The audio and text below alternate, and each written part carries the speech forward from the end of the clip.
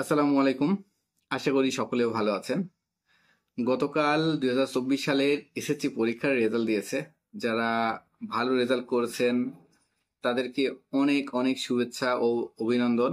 যারা প্রত্যাশিত রেজাল্ট করতে পারেন নাই বা খারাপ রেজাল্ট হয়েছে তাদের জন্য অনেক অনেক শুভেচ্ছা, ভালোবাসা, অভিনন্দন সবকিছুই। কারণ একটা পরীক্ষার রেজাল্ট আপনার জীবনের সফলতা কখনোই এনে দিতে পারবে না। এটা একটা লাইফের পার্ট মাত্র। যে একটা রেজাল্ট খারাপ হয়েছে তার মানে আপনার জীবন শেষ, এমন কোনো কিছু না। তো এই ভিডিওটা মেক করতেছি এই কারণেই যে এসএসসি রেজাল্টের পরে অনেকের রেজাল্ট খারাপ হবে বা হয়েছে, এটা স্বাভাবিক বিষয়, এটা ন্যাচারাল বিষয়। কারণ 100 জনের মধ্যে 100 জন কখনোই ভালো রেজাল্ট করতে পারবে না, আদৌ কখনো হয় নাই, হবেও না। সো যারা খারাপ রেজাল্ট করছেন তারা আবার চেষ্টা করবেন ভালো কিছু করার জন্য। আর আমি অভিভাবকদের একটা রিকোয়েস্ট করি, আমার এই ভিডিওটি অবশ্যই অভিভাবকরা, শিক্ষার্থীরা সবাই দেখবেন এবং শেয়ার করবেন। যে যারা খারাপ রেজাল্ট করছেন বা আপনার ছেলে হোক, মেয়ে হোক, ভাই হোক, বোন হোক, আত্মীয় স্বজন হোক, যদি কেউ খারাপ রেজাল্ট করে থাকে তাহলে তাদের পাশে দাঁড়াবেন, পাশে থাকবেন। তাদেরকে ব্যঙ্গ করবেন না, ছোট করবেন না, বা হচ্ছে কোনো ওরকম শাসন করার দরকার নাই। যে খারাপ হয়েছে এটা খারাপ লাগবে, এটা স্বাভাবিক। তার যে খারাপ লাগা সেটা একটু ভাগিদার হবেন। কারণ আমি একটা কথাই বললাম যে একটা পরীক্ষার রেজাল্ট আপনার জীবন চলবে না। সো জীবনের জীবনে সফল হইতে গেলে অনেকগুলো বিষয়ে সফলতা হতে হবে, অনেকগুলো বিষয় সফল সফল হতে হবে, তবে আপনি সফল হবেন আপনার লাইফে। সো একটা রেজাল্ট কখনো তো সফল এনে দেবে না জীবনের ক্ষেত্রে। সো এটা একটা নাম মাত্র বা একটা জীবনের একটা পার্ট। সো এখন যদি কোনো কেউ খারাপ রেজাল্ট করে তো এটা নিয়ে ডিপ্রেশন হওয়ার কোনো কিছু নাই।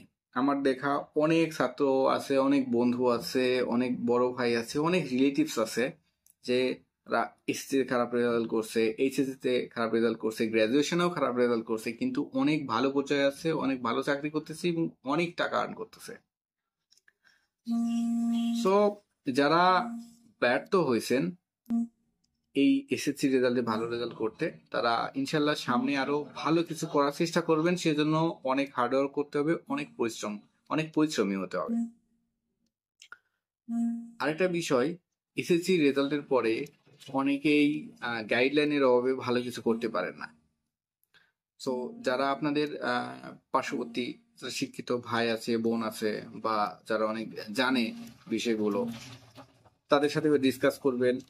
আপনার ছেলে মেয়ে থাকলে, ভাই বোন থাকলে বড়দের সাথে একটু ডিসকাস করবেন যে এসএসসির পরে কোন লেভেলে দিলে ভালো হচ্ছে আপনার ছেলের ক্যাটাগরি অনুযায়ী। সো হয় কি, এসএসসির পরে কিন্তু একটু ভাগ্য নির্ধারণ হয়, ছেলে কি করবে বা মেয়ে কি করবে। অনেকেই ডাক্তার হওয়ার জন্য সেই আঙ্গিকে পড়াশোনা করে, অনেকে ইঞ্জিনিয়ার হওয়ার জন্য সেই আঙ্গিকে পড়াশোনা করে, কেউ ভার্সিটিতে অ্যাডমিশন নেওয়ার জন্য সেভাবে পড়াশোনা করে। সো এটা একটা লক্ষ্য স্থির করতে হবে, আপনি কি করবেন। একটা লাইফের এম না থাকলে কোনোভাবেই সম্ভব না। আপনার খারাপ রেজাল্ট হয়েছে, কোনো ডাজেন্ট ম্যাটার, কিন্তু এর পরবর্তী যে স্টেপ গুলো আছে সেই স্টেপ অনুযায়ী আপনাকে চলতে হবে। একটা লাইফের এম সেট করুন যে আপনি এইখানে পৌঁছাবেন, ঠিক আছে? এইভাবে না আগালে কখনো সম্ভব না। সো সবার জন্য শুভকামনা, সবাই ভালো থাকবেন, সুস্থ থাকবেন।